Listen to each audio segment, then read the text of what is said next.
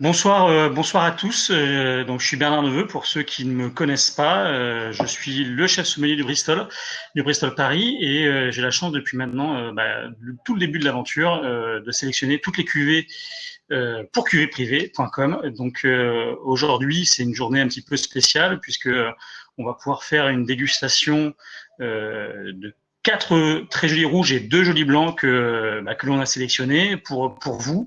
Donc avec des petites ginottes comme celle-ci que vous avez reçue quand vous avez commandé. L'idée, c'est de faire un petit tour d'horizon de ces six appellations pour pouvoir tout simplement choisir celui qui va vous plaire. Donc moi, n'hésitez pas, si vous avez des questions, si je peux me rendre utile pendant ce webinaire pour vous aider, ou donner des petits tips de sommelier pour des éventuelles dégustations plus tard. Voilà. Donc, ce que je vous propose, c'est de démarrer dans un premier temps avec le Sancerre, qui est le Sancerre sur 2019. Donc, c'est tout jeune. C'est un millésime qui est très classique à Sancerre, qui a fait des très belles réussites chez les vignerons qui récoltent à la bonne maturité. C'est le cas ici avec le domaine Girard, où là, c'est un assemblage de différentes parcelles du patrimoine un petit peu de Sancerre. Donc là, ici, alors moi j'ai de la chance, c'est que j'ai deux petites vignottes par cuvée, donc je peux goûter 4 centilitres. Donc là, ici, 100% Sauvignon, bien évidemment, sur cette appellation, une appellation qui est extrêmement connue. On trouve, je dirais, un peu tout à Sancerre. Il faut être assidu dans les dégustations. J'aime pas forcément les Sancerres qui vont être trop exotiques. Là, ici, justement, bon, déjà, la couleur, c'est pas du tout trouble, c'est net. Le nez, il est parfumé comme il faut. On n'a pas du tout ce caractère qui peut être parfois un petit peu entêtant, ce côté un petit peu trop ananas du Sauvignon un petit peu trop mûr, qui fatigue parfois un petit peu. Là, au contraire, on a le caractère à la fois frais, minéral, vif, tendu, que l'on peut apprécier quand on goûte un joli Sauvignon blanc de Loire.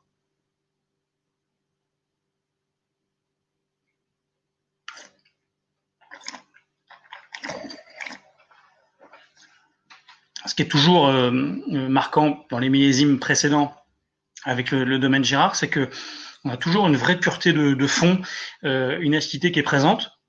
Ça pourrait l'être on pourrait accepter, avoir une tolérance un peu plus haute, parce que c'est vraiment tout jeune, c'est un 2019. 2009, c'est pas un millésime qualifié de solaire ou trop puissant. Au contraire, c'était le cas un peu sur les 2018 qui était un peu plus massif. 2019, lui, sera un peu plus aérien, voire un peu plus effilé que le précédent millésime.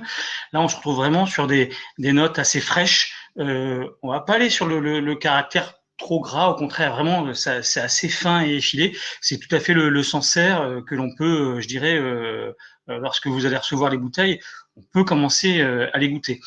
Ça se garde extrêmement bien. Ce sont des vins qui, bien souvent, sont bu trop tôt. Il y a toujours aussi un très beau potentiel sur les Sancerres, supérieur à 10 ans, sans aucun problème. Mais la plus difficile, c'est évidemment de les garder. Et quand c'est bon et rafraîchissant comme ceci, c'est parfois un peu difficile.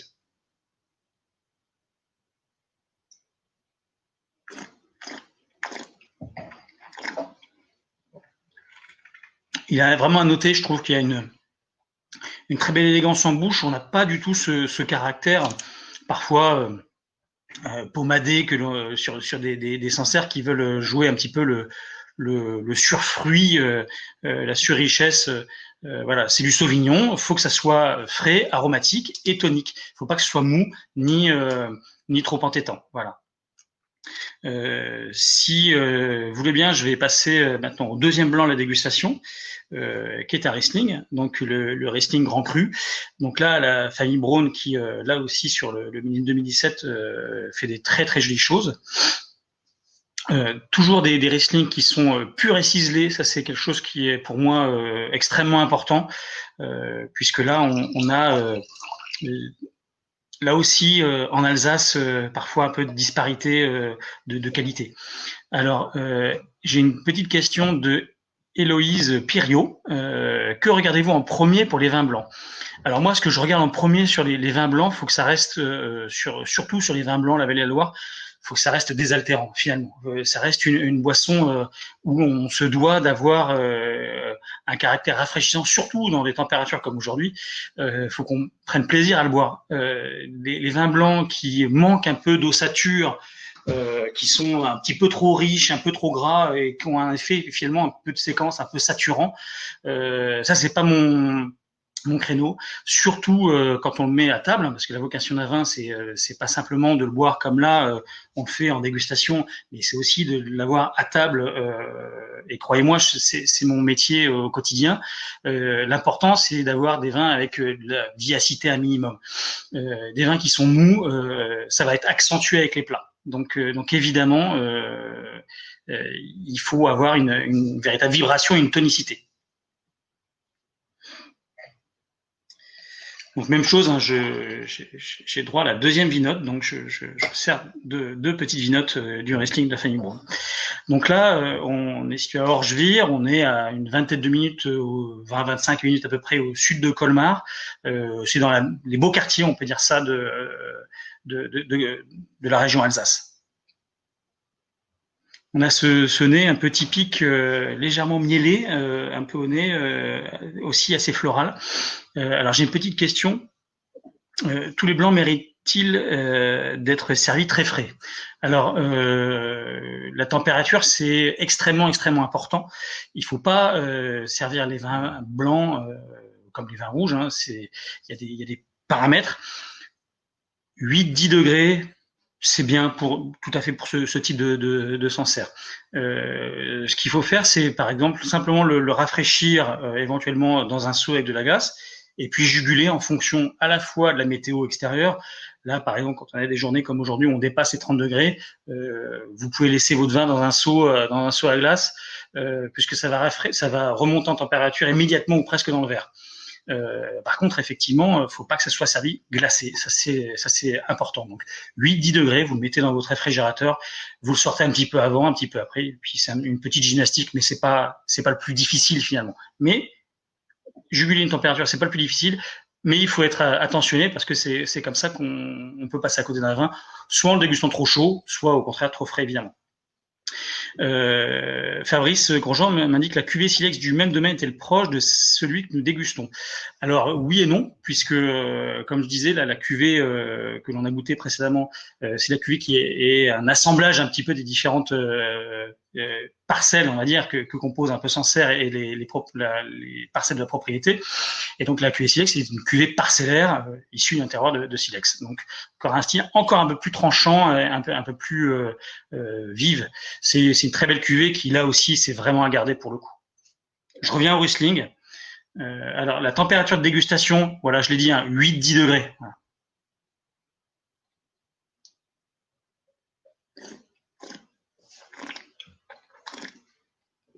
Alors, quand vous goûtez ce Riesling, c'est tout à fait, je me remémore tout à fait la dégustation lorsque l'équipe de cuvée privée me l'a fait goûter.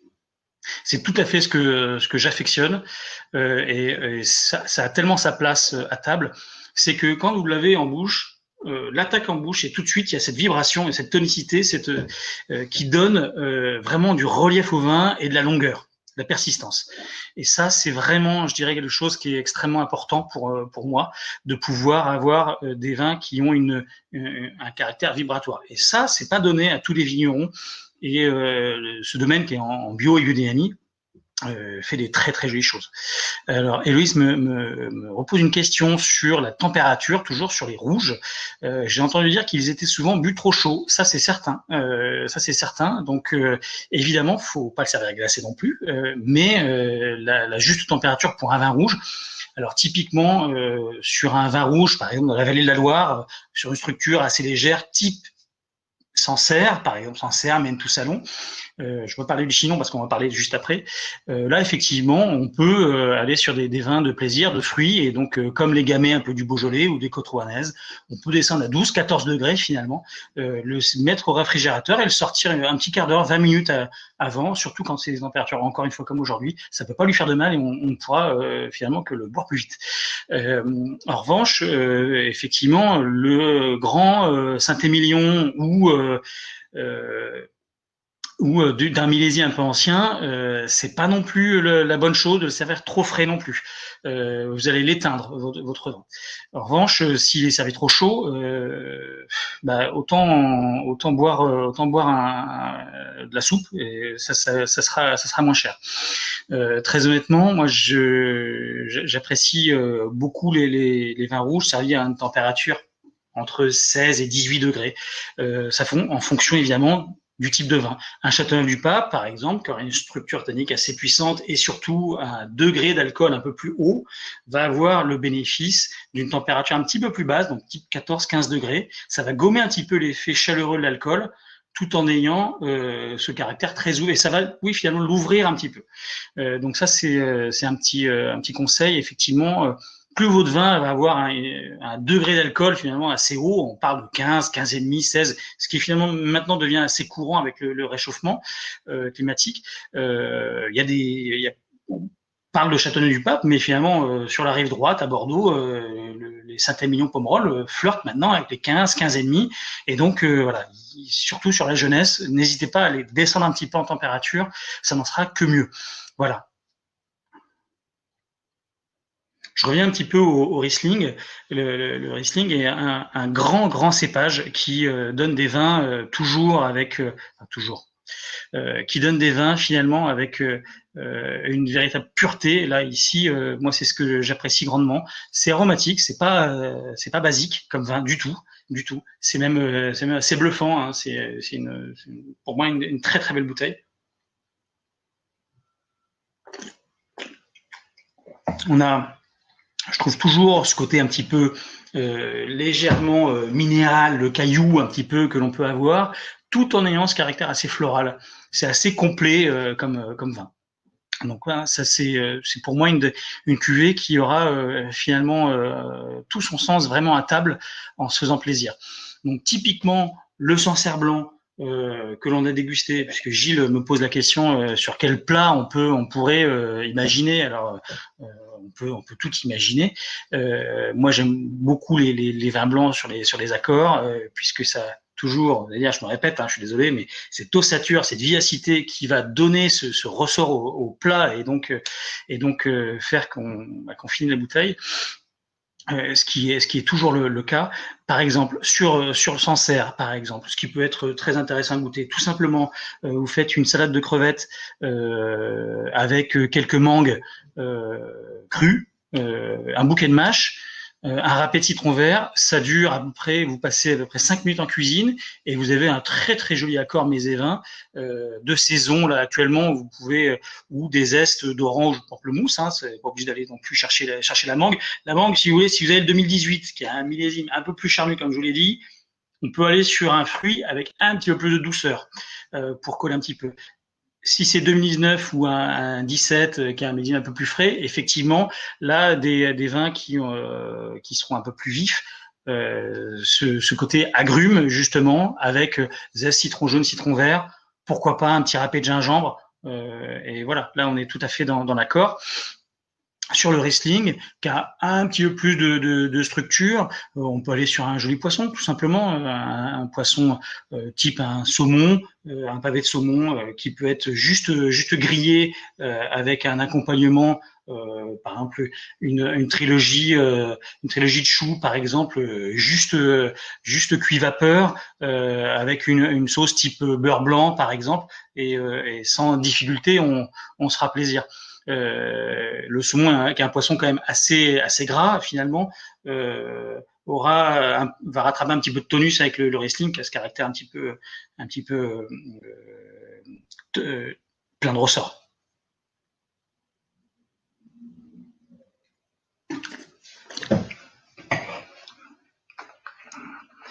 Je me saisis de. Maintenant, on va passer donc au vin rouge avec le Côte de Nuit Village 2017 du domaine de Certeau-Ferrand, qui est un domaine qui est situé à Corgauloin. Donc, c'est vraiment extrêmement facile. C'est entre les deux grandes appellations, les deux grandes côtes, la côte de Beaune et la côte de Nuit.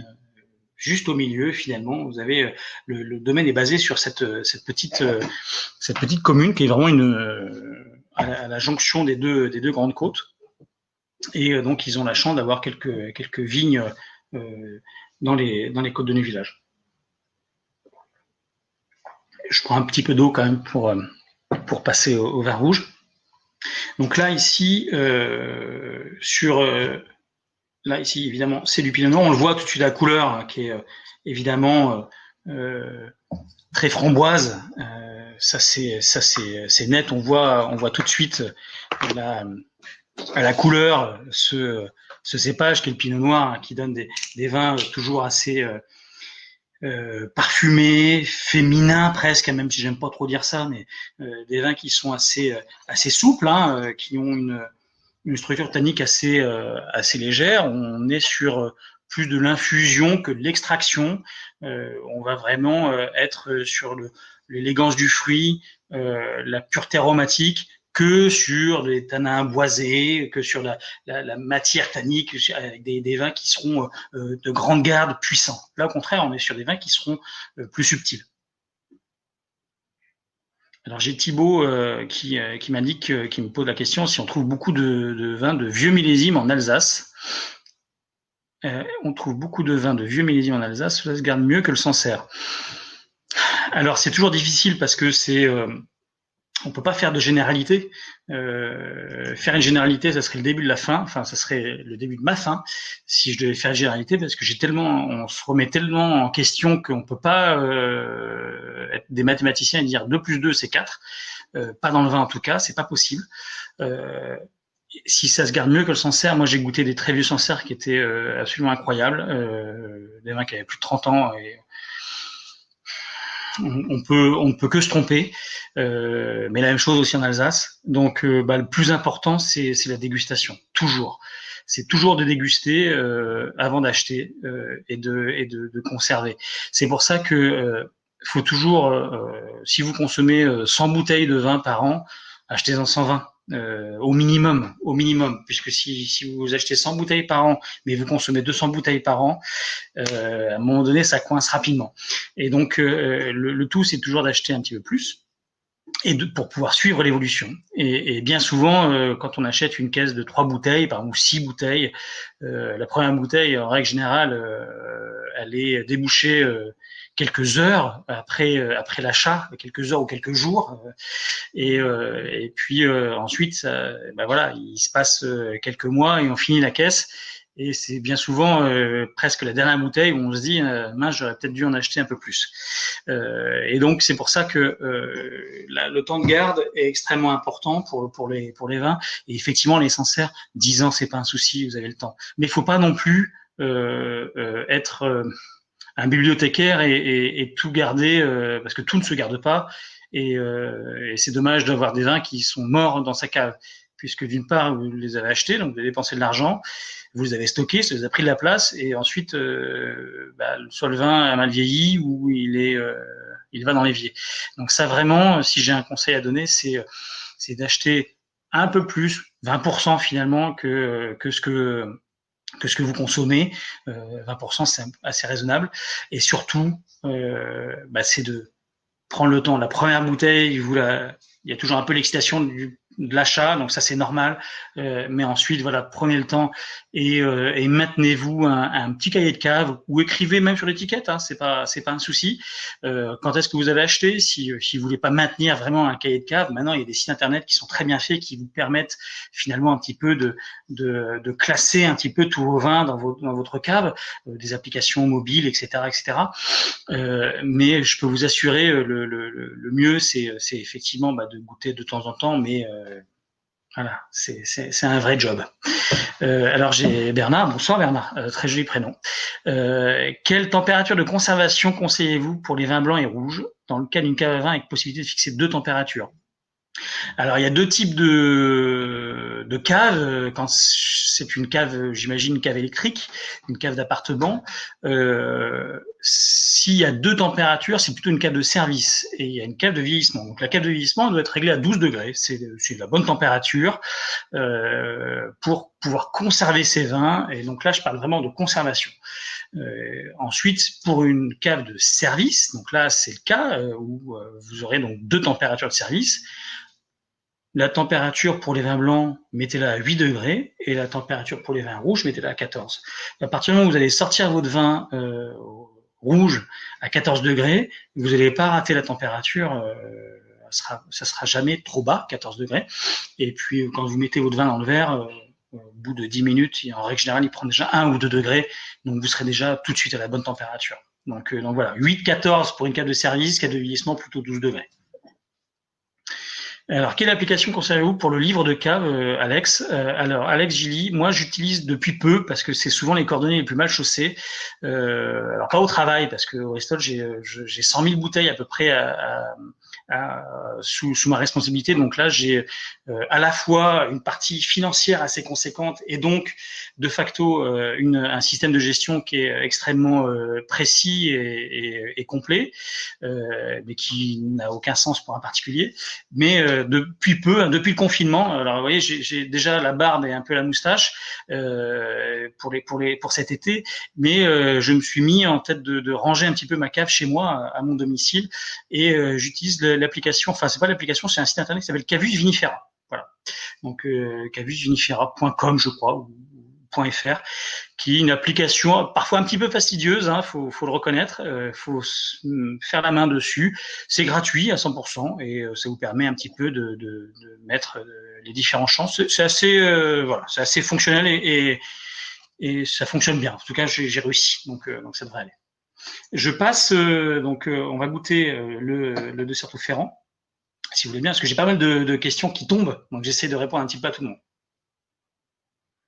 Le nez, il est typique là, vraiment des pinots noirs, les Côtes de Nuit Village. On est vraiment sur le fruit, sur l'élégance. C'est vraiment des vins qui ont, je trouve, un parfum très framboise, la griotte. C'est du vrai fruit. Hein. Finalement, on pourrait presque être mineur pour le boire, hein, tellement c'est très évanescent.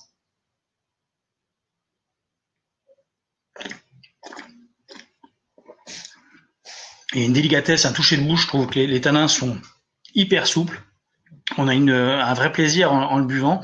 Faites attention sur ce type de vin-là, justement, puisque là, il fait chaud. Il était dans ma cave de service, hein, justement, donc à 14 degrés. Vous voyez, on a parlé un petit quart d'heure, 20 minutes. Je sens que ça remonte un petit peu, ça le dessert un petit peu. C'est tout à fait le genre de vin qu'on peut mettre dans un seau avec. Alors, attendez, je vais tomber en panne de batterie si je branche pas mon PC. Donc, je vais brancher ça sera quand même plus facile.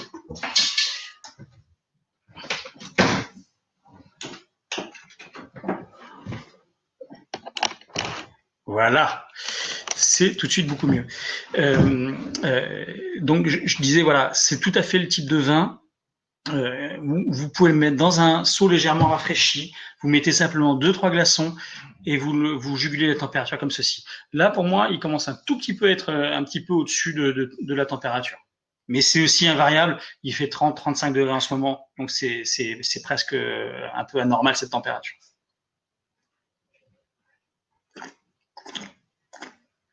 Là, on est vraiment sur le vin de plaisir, le vin de fruits.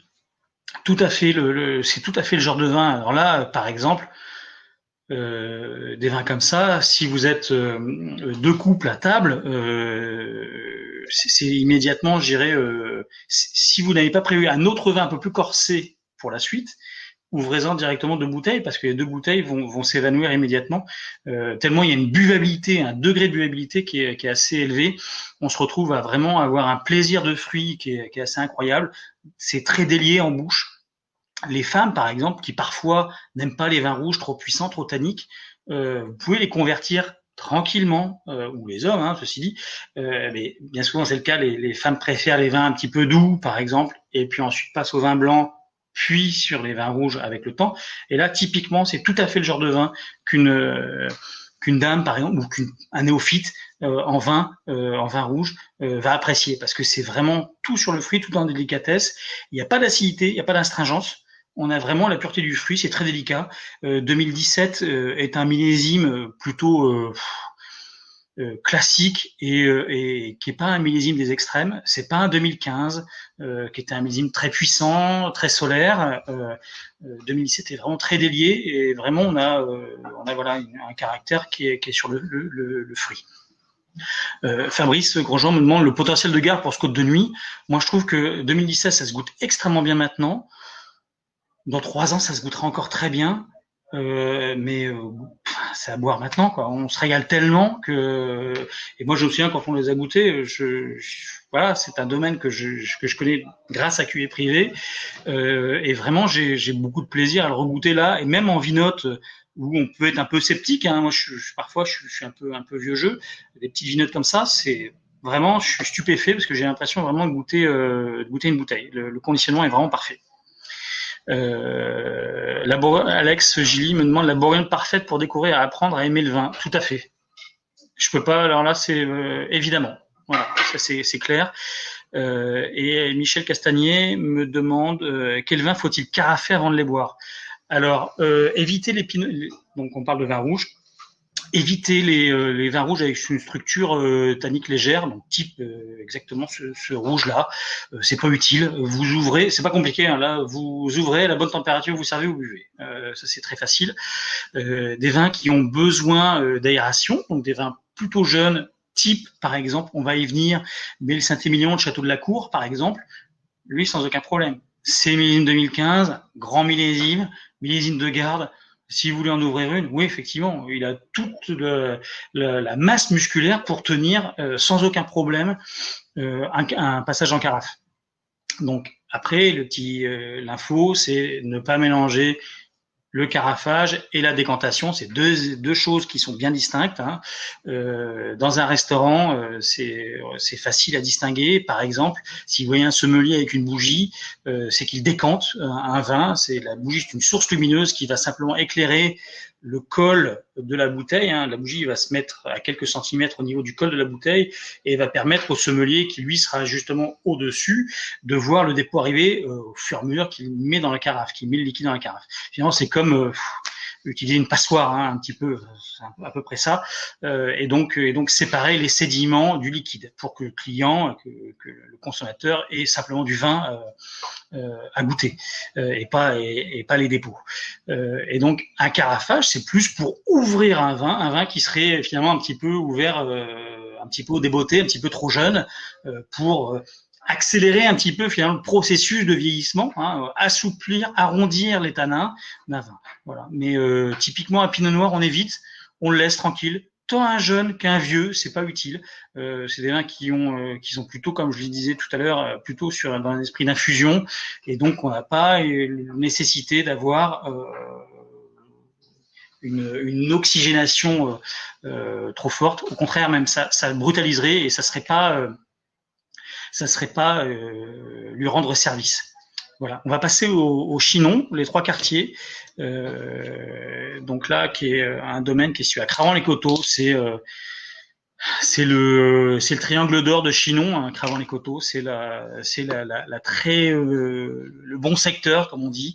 Donc là, c'est un peu la même chose que le Sancerre, hein, qui est un peu un assemblage des différents quartiers, différentes appellations, terroirs du domaine. Donc, on se retrouve ici, c'est du Cabernet Franc à 100%, évidemment. Là, on a un domaine qui travaille extrêmement bien parce que le Cabernet Franc peut être un cépage un petit peu difficile parfois, qui peut avoir ce côté un peu poivron vert que l'on va avoir au nez tout de suite, hein, immédiatement. Quand vous sentez des Cabernets Francs de Loire qui sentent le poivron, souvent c'est un millésime qui est un peu faiblard, un millésime un peu léger, un peu light, et donc on se retrouve à avoir ce caractère un petit peu légume du poivron vert. Ça, c'est souvent le déficit de maturité. Vous avez remarqué, j'ai pas mis le nez dedans encore, hein, mais je l'ai pas. On n'a pas du tout ce caractère déficit de maturité. 2016 est un beau millésime. Merci Fabrice, merci de la part d'un Bourguignon, mais avec plaisir. C'est une région que j'affectionne particulièrement. Je les aime toutes les régions, mais j'aime beaucoup la Bourgogne. C'est un beau millésime à Chinon. Chinon, c'est un peu, je dirais, comme à Sancerre, c'est des vins qui sont là-haut. En revanche, vraiment bu souvent beaucoup trop tôt, qui sont souvent aussi bu beaucoup trop froid aussi, et donc on massacre un peu, je dirais, ces vins-là avec la mode un petit peu parisienne des saumures Champigny, Saint-Nicolas de Bourgueil, servis à 4 degrés dans les seaux à glace, dans les mauvaises brasseries dans les années 90, et parfois c'est un petit peu comme ça que les vins sont bu. Et sinon, c'est des vins qu'on a un peu plus d'étoffe, plus de puissance tannique, plus de matière, c'est clair. On le voit déjà, ne serait-ce qu'au niveau de la couleur, même si c'est un jeune millésime. Et donc, effectivement, c'est des vins qui ont un potentiel de garde certain. Ça, je l'ai noté dans le commentaire de dégustation et dans les petits flyers que vous recevrez si vous commandez cette bouteille-là. 10 ans, là, c'est vraiment pas un souci. Alors, vous pouvez vous faire plaisir dès maintenant. Là, on va goûter 2016. Qui se goûte déjà très bien. C'est là tout le coup de patte du vigneron.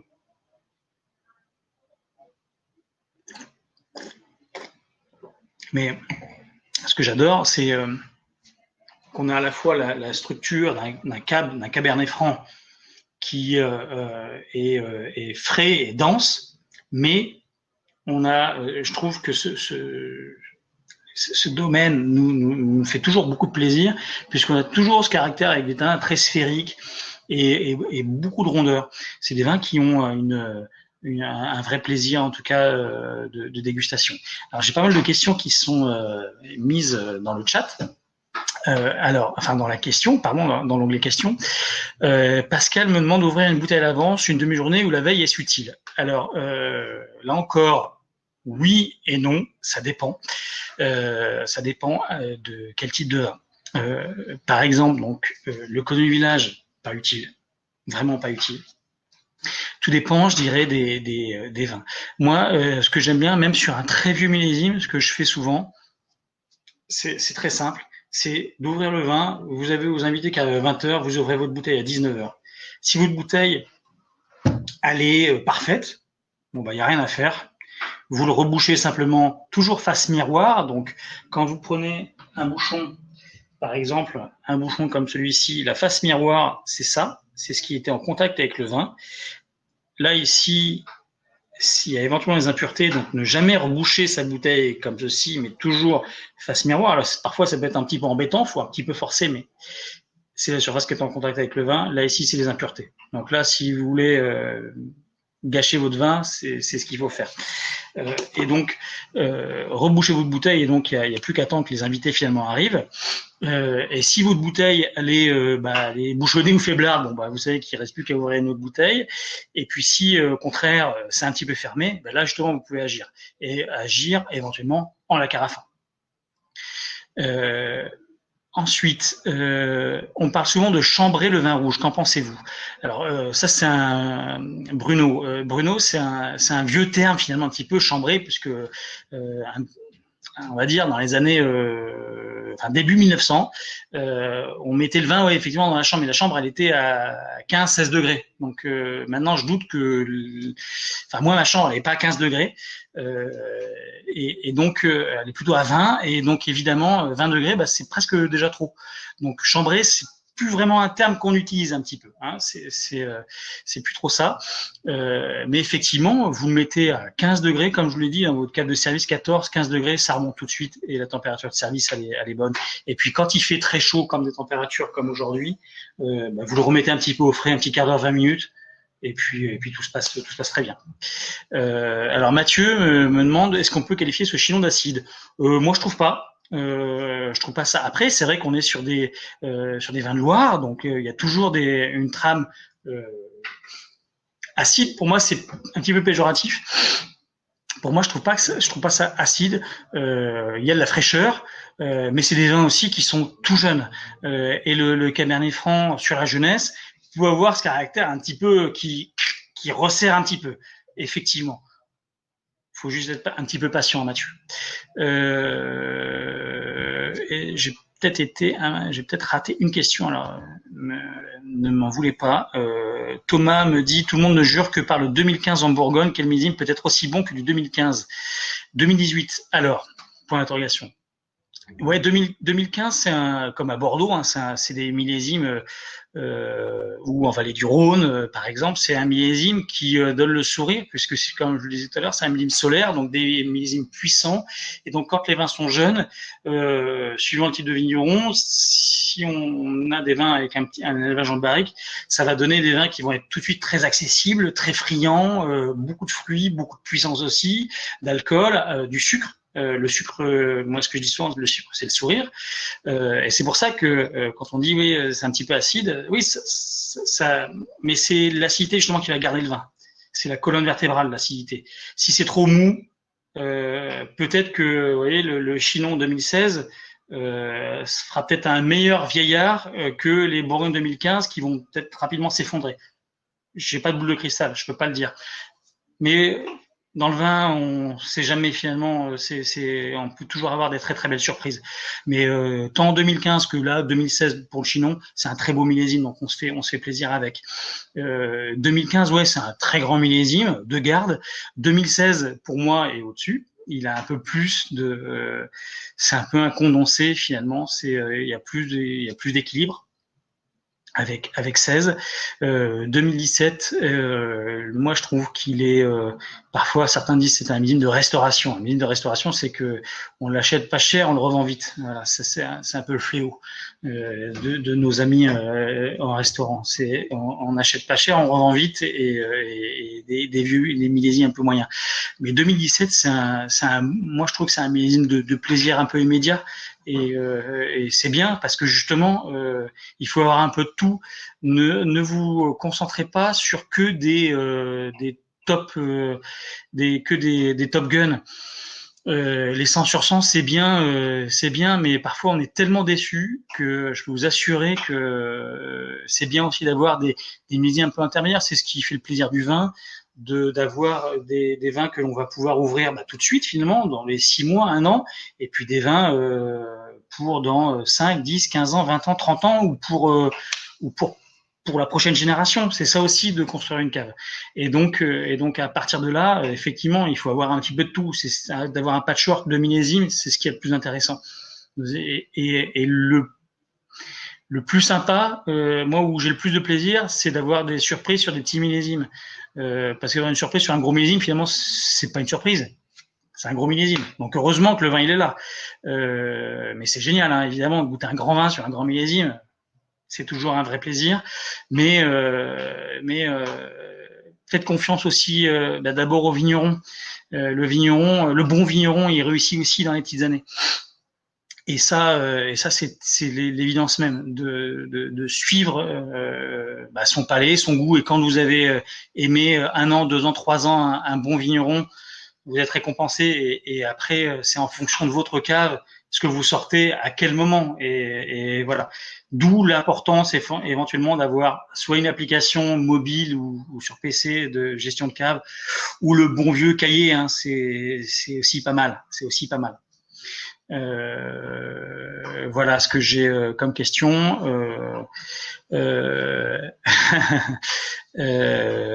Alors j'ai Alex Gilly qui me taquine, qui me dit: pour nous retrouver des vins nature sans intrants au Bristol dans quelques années.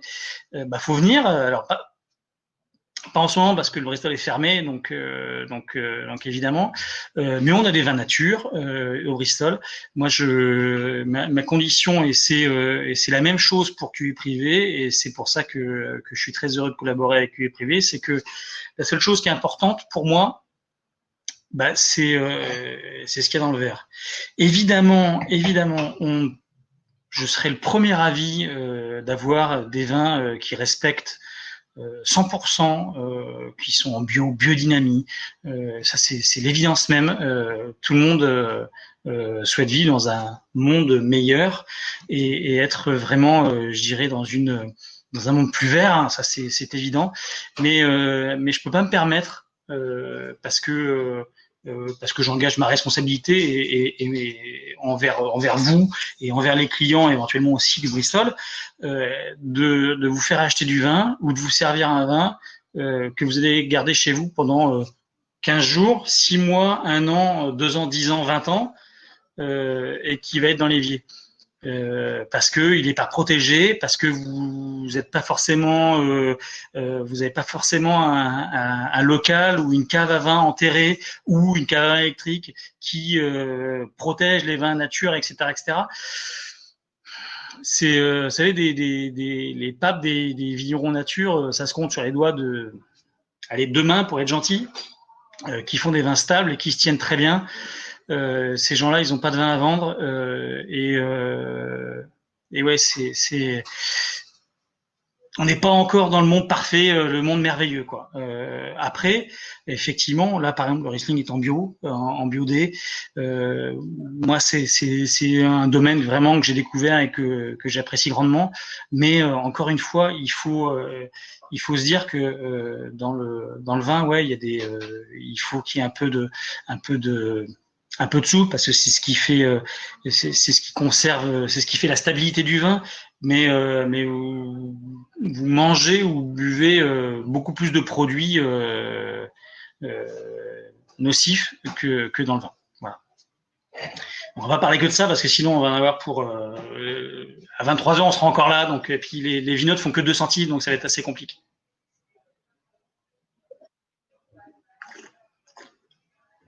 J'aime beaucoup ce Chinon parce qu'il reste vraiment quand même sur le fruit. Il y a une belle matière et on a toujours cette belle structure qui laisse augurer quand même un potentiel de garde assez important. On va passer maintenant à un vin au Saint-Émilion Grand Cru qui est sur 2015. Donc, je pense que Thomas va être content, puisque bon, c'est pas un Bourgogne, mais c'est un Saint-Émilion Grand Cru, donc le château de la Cour, qui est un joli best-seller pour cuvée privée, et ça se comprend très honnêtement, c'est vraiment un très très joli vin qui a un grand potentiel de garde là, sur 2015. On a là c'est vraiment pas un souci. Les 10 ans c'est pas un problème du tout.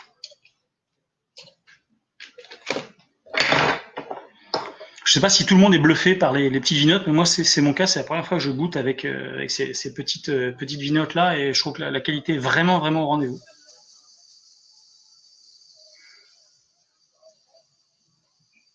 Là on change de style, hein. Surtout c'est un millésime qui est plus dense. On a presque le côté un petit peu réglissé un peu au nez, hein, qui est un marqueur du millésime.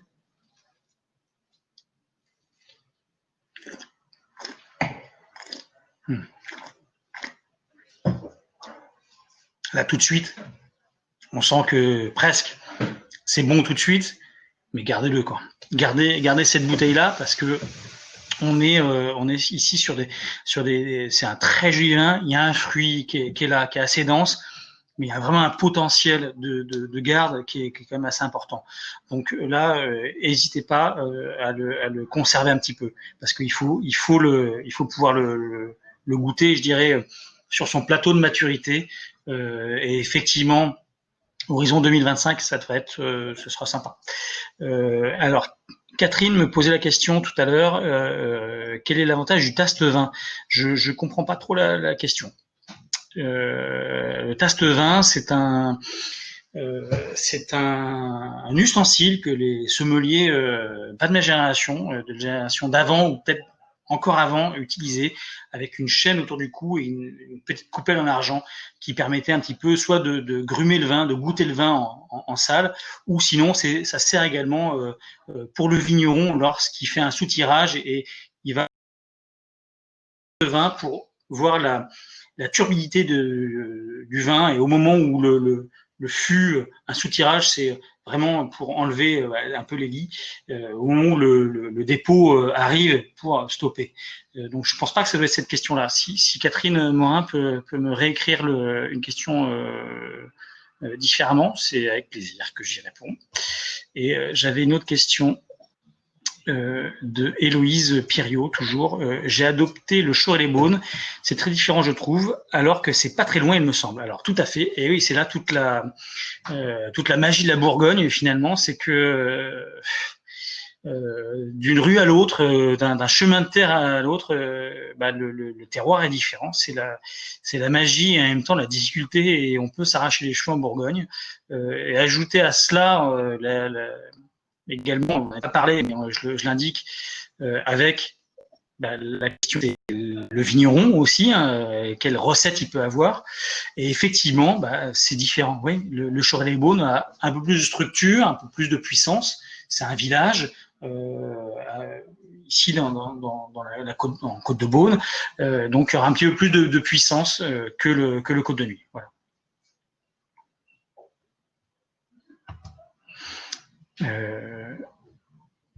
Voilà, je pense que j'ai répondu à toutes les questions, à part celle de Catherine. Le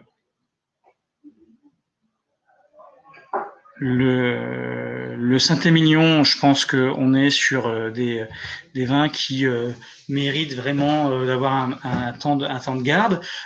Après, si vous voulez absolument ouvrir une bouteille, parce que vous n'avez pas de cave chez vous, et donc il faut la boire, parce que si vous laissez votre bouteille dans votre appartement parisien à 35 degrés tout le mois de juillet-août, il va y avoir une coulure, le vin va passer à travers le bouchon, et c'est, en règle générale, il boite un petit peu après. Donc c'est pas une bonne chose. Donc vraiment, n'hésitez pas à l'ouvrir, et là pour le coup, à le carafer. 3 quarts d'heure, 1 heure à l'avance, c'est pas utile de le carafer non plus 3 heures, 4 heures. Déjà, le simple fait de passer en carafe va déjà bien l'oxygéner et assouplir un petit peu les tanins. Même si je trouve que là, les tanins sont déjà assez veloutés, assez ronds.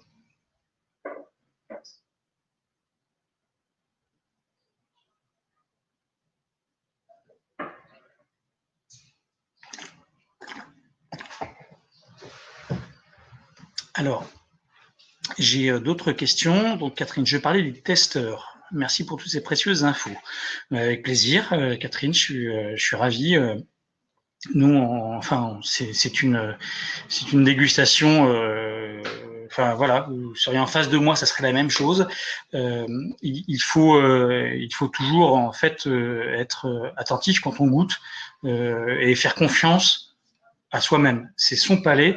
Mon palais n'est pas le vôtre, et donc voilà, c'est normal de préférer le Chinon aux Côtes de Nuit, au Pixano qu'on va goûter, peut-être que vous m'avez peut-être devancé, au Saint-Émilion, etc. On n'a pas personne n'a le goût universel, donc évidemment, il y a une pluralité, et donc on se doit de devoir avoir des différences finalement. Moi, j'ai juste un défaut, c'est que je les aime tous, moi, les vins, donc les bons. Donc à partir de là, voilà, je connais les différences de chacun, et il suffit simplement. C'est pour ça que ce petit package de vinotes permet finalement de se faire une dégustation précise, et de pouvoir avoir pouvoir faire un petit tour d'horizon de différentes régions avec finalement quelques centilitres, hein, puisque c'est 1, 2, 3, 4, 5, 6, voilà, vous avez bu 12 centilitres de vin, c'est éventuellement un verre de vin, quoi. Alors Fabrice me repose la question, qu'est-ce qui assèche la bouche comme cela? Est-ce que c'est ce qu'on appelle l'astringence? Alors oui, c'est les tanins. Les tanins astringents, effectivement, vont avoir ce caractère un petit peu sur les gencives, faire que ça resserre un petit peu.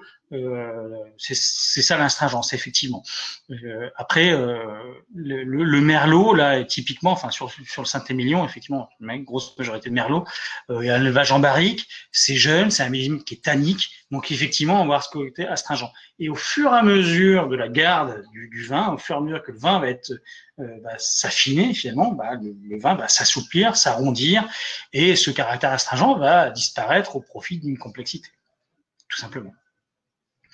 Et donc, je réponds par la même occasion à Mathieu, hein, à Mathieu Poupardin, qui me dit, une fois le Saint-Émilion gardé, quelle différence pourra-t-on avoir au goût?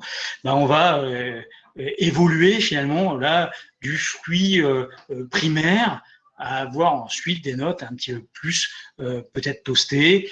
Pourquoi pas le bois va un petit peu aussi se fondre et on aura une plénitude du vin, un peu plus de complexité aromatique et au fur et à mesure, après, comme je le disais tout à l'heure, j'ai pas de boule de cristal, mais dans 5 ans, 10 ans, 20 ans, 30 ans, effectivement, passer d'un vin qui est extrêmement ouvert, très, très fruit, à différentes phases, jusqu'à un vin qui sera très fin, très délié. Ça, c'est effectivement les grands vins qui ont plus de 30 ans. Voilà. Mais, encore une fois, ne gardez pas tout. Ça sert à rien. Il ne faut pas avoir la fièvre acheteuse pour tout garder et rien consommer. C'est pas le but. Ça reste un produit vivant et c'est comme quand vous faites vos courses chez le marchand de primeur. Il y a des produits où vous savez que vous achetez le matin, il faut les cuisiner dès le midi parce que ça va s'abîmer dans votre réfrigérateur, et puis d'autres un peu plus confort. Voilà, tout simplement. Mais je trouve que vraiment sur le Saint-Émilion, on a le nez vraiment est très fin, assez aromatique. C'est ce qu'on peut appeler, je trouve, une jolie bouteille. Je vous propose de passer maintenant au vin sudiste. Donc le Pic Saint-Loup. Donc là, on est à l'ouest de Nîmes et au-dessus de Montpellier, hein, pour vous situer un petit peu de manière géographique. C'est une appellation qui est parfois un petit peu maltraité presque, on pourrait dire. Pic Saint-Loup donne des vins parfois un petit peu corsés, hein, de toute manière, ils sont un peu corsés, pour ça qu'il est à la fin de la dégustation d'ailleurs. Ce sera un petit peu plus riche en alcool. Mais ce qui m'a frappé dans cette bouteille, c'est qu'on a un vrai plaisir de fruits, presque immédiat, mais avec une charge tannique, une charge d'alcool plus puissante. Donc les amateurs de vin rouge puissants vont s'y retrouver. Les amateurs de vin rouge délicat, il n'y a pas de question à se poser. Il faut aller immédiatement du côté du Côte de Nuit de Desserteau ou le Chauray-les-Beaunes, par exemple. Là, on se retrouve évidemment sur des vins qui seront avec plaisir la facilité du fruit. Donc là, c'est évident. Alors j'ai des questions. Philippe Cloès qui demande les cépages du Château Larocque. Alors, dans le Languedoc-Roussillon, enfin, là, en l'occurrence, on est à Fontanet, c'est en plein cœur du Languedoc. Hein, le Roussillon, c'est une autre région, finalement. Donc là, plein cœur du Languedoc, il y a toujours une véritable kyrielle, enfin toujours, très régulièrement une kyrielle de cépages que vous allez retrouver vraiment un petit peu partout dans tous les vignobles, dans toutes les propriétés viticoles du Languedoc. Grenache, évidemment, Syrah, Mourvèdre, Cinsault, Carignan, ça c'est des cépages que l'on retrouve, je dirais vraiment de manière classique dans toutes les propriétés viticoles. Ici au Château Larocque, c'est une majorité de Syrah à 50%, il y a 40% de Grenache noir qui vient se mettre dans la composition. Il y a 10% de Mourvèdre, qui est un cépage qui est minoritaire, ici 10%, mais qui est important à mon sens. Qui est un cépage, qui est le cépage Roi de Bandol, c'est l'appellation Roi de Bandol, donc une appellation dans les Côtes en Provence, juste au-dessus de Toulon, et qui est un cépage que j'affectionne particulièrement et qui a son mot à dire aussi dans l'assemblage. La Syrah, qui ici donc est majoritaire, qui a 50%, dans la jeunesse, même si, bon là elle est majoritaire, mais même si elle est minoritaire, si par exemple c'était 50% de Grenache et 40% de Syrah, elle a toujours un caractère, elle est un petit peu dominant et est très expressive, et c'est ce qu'on reconnaît tout de suite, ce côté un petit peu poivre noir, épice, très dynamique comme cépage. C'est le cépage roi de la Côte-Rôtie, dans le nord de dans la vallée du Rhône septentrionale, par exemple. C'est un cépage qui est très aromatique aussi, et là elle est ajoutée avec 40% de Grenache Le Grenache, c'est le cépage qui va ajouter de la rondeur à ce vin. Et donc, c'est un super complément, finalement. Et le Mourvèdre, bah, c'est lui qui va lui apporter, finalement, un petit peu sa petite moustache. Vous voyez, ce peps. Et c'est un cépage qui est un cépage tardif. Alors, je pense que le domaine, sans trop mouiller et sans regarder la fiche technique, de toute manière, quand je regarde, c'est pas noté, mais il commence par ramasser, je pense, la Syrah, ensuite le Grenache et ensuite le Mourvèdre. Le Mourvèdre, vraiment, c'est un cépage qui est extrêmement, extrêmement tardif et qui a besoin vraiment d'avoir une forte maturité, qui a des peaux assez épaisses, qui va donner de l'épaisseur finalement un petit peu au vin. Je vais le goûter quand même, parce que j'ai fait qu'en parler.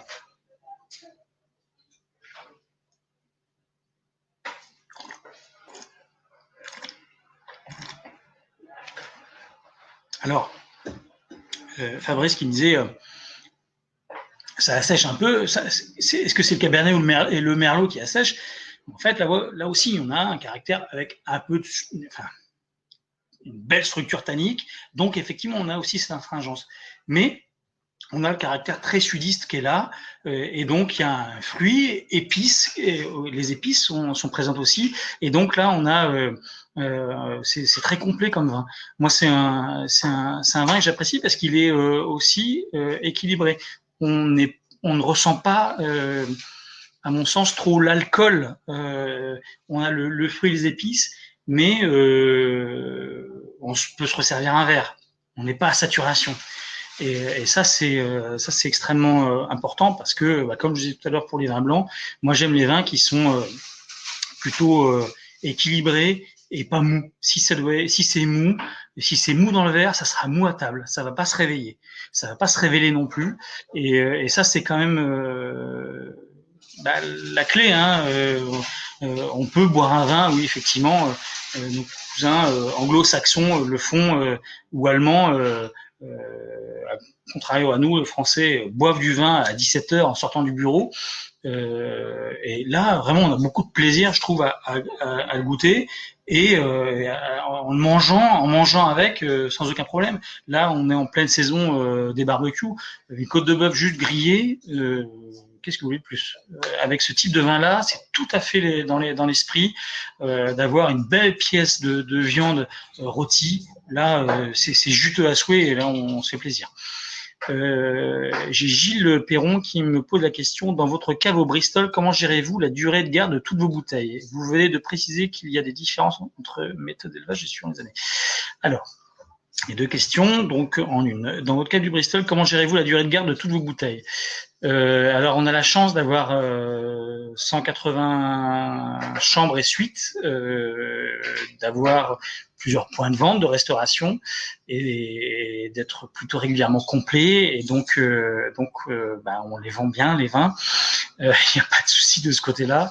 Et donc, bah, comment est-ce qu'on les gère? C'est tout simplement bah, la dégustation, les visites auprès des vignerons, les dégustations aussi au fur et à mesure. Et puis, c'est vrai que c'est une chance inouïe. Hein. Bon, moi, j'ai une cave où des références où j'ai pas 3 bouteilles, mais parfois 36, 60, 120 bouteilles d'une même référence, d'un même millésime. Et donc, bah, si un vin est en pleine forme, ou trop, enfin, si c'est trop jeune, bon, bah, on le laisse, hein, évidemment, on n'est pas idiot. Et puis on décide au fur et à mesure de le rentrer, au fur et à mesure, une référence chasse l'autre, un millésime chasse l'autre, puisqu'on est très fidèle aussi en fonction des vignerons. On a des horizontales de millésimes, et ce qui nous permet d'avoir, je dirais, un patchwork de millésimes d'une même cuvée, d'un même vigneron, et bah, de se faire le palais. Et donc, bah, quand il y a je rapatrie, par exemple, un millésime comme je sais pas, une propriété. Et donc, par exemple, le domaine des Rémisières, qui est aussi accessible chez Cuvée Privée, lorsque l'Hermitage du domaine des Rémisières, la Cuvée Émilie, on rapatrie un millésime, on va l'ouvrir tout simplement, et puis on va décider de le mettre sur carte ou non, ou si on le met sur carte et qu'on le propose au client, bah, forcément l'équipe et moi-même, on sait ce que ça donne, donc on peut conseiller. Et puis, vous savez, il y a des clients qui veulent des vins jeunes, d'autres qui veulent des vins vieux, donc voilà. on jugule, on règle ça, voilà. Mais on a 2500 références, donc on y arrive. Le but, c'est de pas avoir de vin mort. C'est comme à la maison, finalement. Hein. C'est une histoire de gestion et de régler tous les paramètres. Et donc, à partir de là, effectivement, il faut que tout soit bien. Mais je vous cache pas que quand je regarde la carte des vins, j'ai pas une ligne qui me fait honte. Voilà. Et effectivement, où il y a des différences de méthode d'élevage suivant les années, bien sûr. Des millésimes comme 2015, le vigneron va être tenté peut-être d'augmenter un petit peu le bois neuf pour avoir un peu plus de complexité, un peu plus de puissance, et d'autres, mais des millésimes un peu plus faibles, là, privilégier le fruit, et donc ça sert à rien d'avoir un élevage barrique trop puissant. Voilà. Raphaël me demande si j'ai un vin suisse à recommander. Alors oui, j'en ai. Voilà. On verra peut-être pour la prochaine session QA privée. Je sais pas. Je sais pas si nos amis suisses ouvriront leur vigne à voir, à suivre. Et j'ai Thomas qui me demande que je pense de l'appli Vivino. C'est une bonne appli. Moi, je l'ai pas. C'est pas mal pour s'en servir comme bibliothèque, pour se remémorer finalement un petit peu des moments quand on est au restaurant ou voilà, vérifier si le sommelier dit pas des bêtises éventuellement. Mais oui, c'est une bonne appli. Voilà. Moi, j'aime bien quand un client s'en sert au restaurant, j'aime bien lui donner la note avant Vivino. Voilà, c'est le caractère un peu humain. Voilà, ça me fait un peu sourire. Je me trompe parfois, des fois je suis un peu plus généreux, un peu moins, mais bon, c'est pas. Voilà, moi si je devais m'en servir, c'est plus pour avoir une bibliothèque de souvenirs que vraiment apporter une grande importance. Parce qu'après, voilà, il y a un peu le succès d'un vin sur l'application va faire que si vous flashez votre vin, enfin, si un vin est flashé 100 000 fois et puis un autre est flashé 20 fois, la note, c'est un peu biaisé. Donc voilà, c'est plus s'en servir à titre perso et, c'est tout. Voilà, c'est à mon sens, c'est ça. Voilà, c'est se faire confiance à soi et se remémorer les souvenirs. Alex me pose, être né, c'est un don. Être né, NEZ, hein, c'est un don. Où peut-on se perfectionner et comment? Alors moi, je suis pas juste un nez. Je suis sommelier et non, il faut bosser.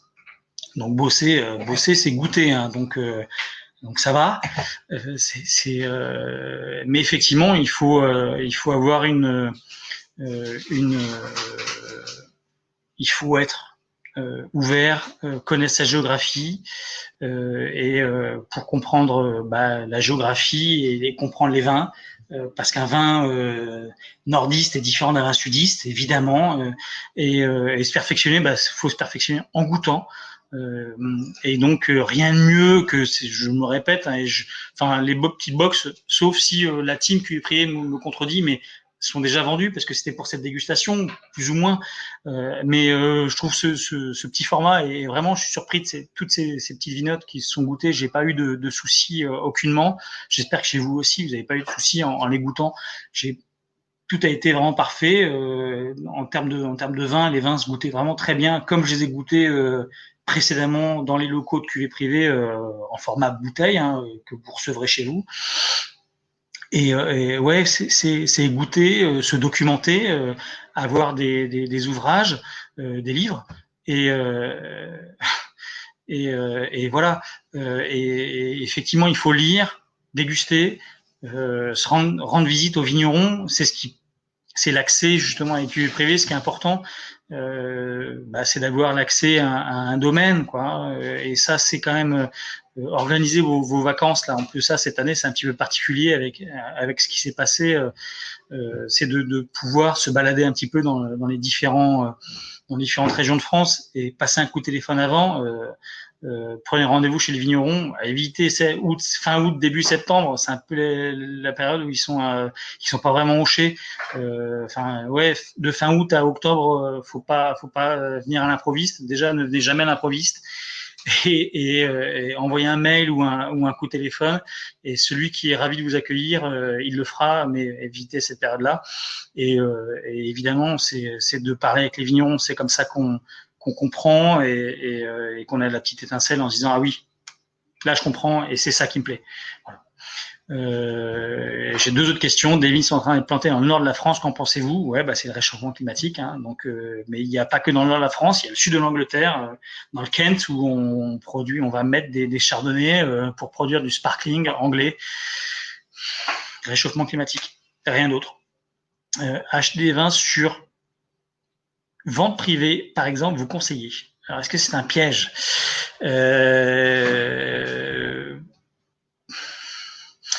J'ai la chance de connaître un tout petit peu Jacques-Antoine Granjon, le propriétaire, le fondateur de Vente Privée.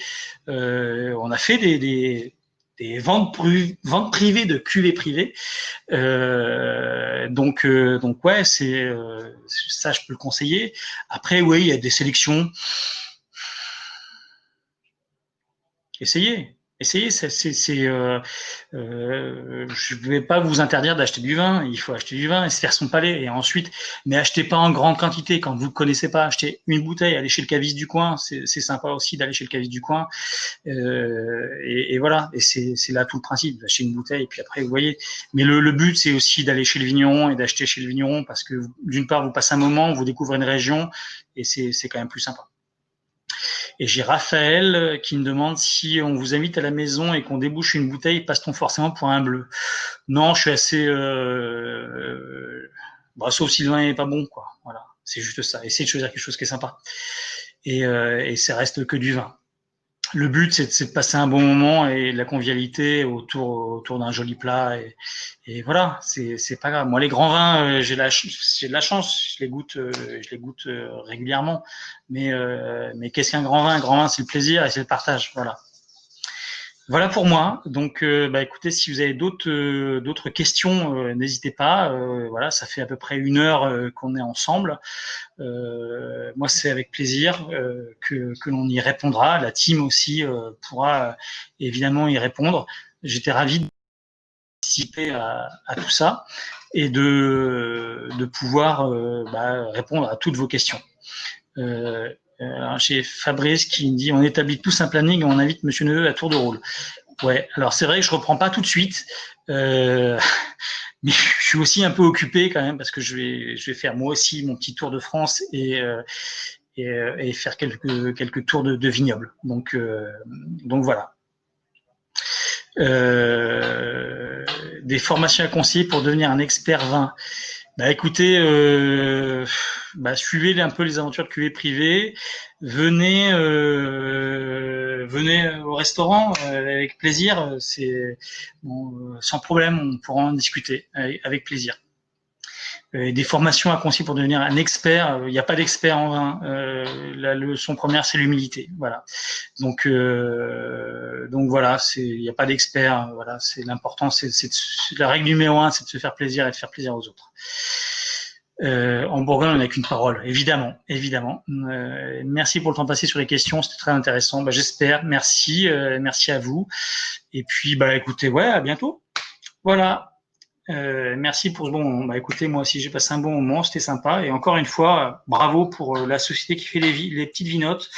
Je connaissais pas et je suis très agréablement surpris. Merci à tous et à bientôt. Bye bye.